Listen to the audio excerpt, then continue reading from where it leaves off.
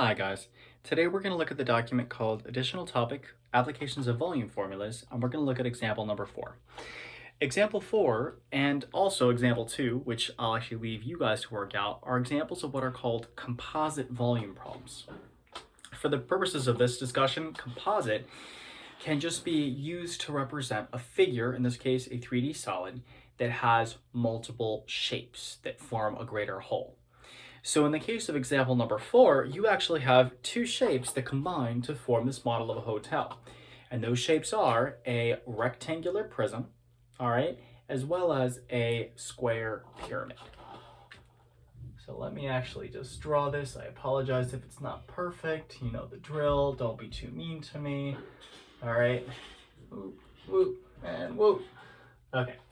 So they tell me that the height of that pyramid is 3.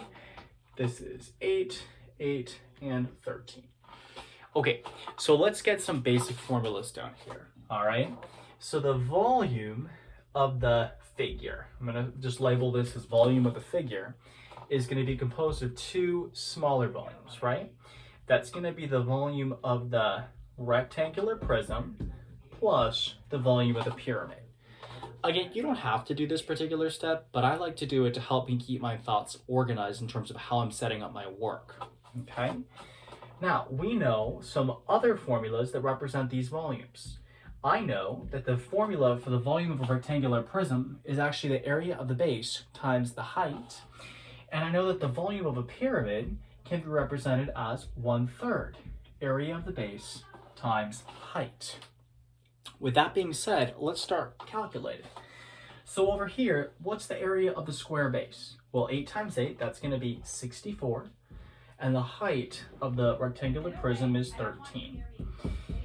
Now, over here, for the base of the pyramid, it turns out it's actually the same, right? Because this square is just translated up, so it's the same square right here. So it's also going to be 64. And the height, in this case, is actually just 3. So now all we got to do is a little bit of calculation in order to find the volume of this, well, hotel, or this model of a hotel. So I've got 64 times 13, that's 832. And then over here, well, 33 is 1. 1 times 64 is 64. So 832 plus 64, and that is 896. And if you're a stickler for units, remember, centimeters are length, centimeters squared would be area, so volume would be represented by centimeters cubed, also known as cubic centimeters.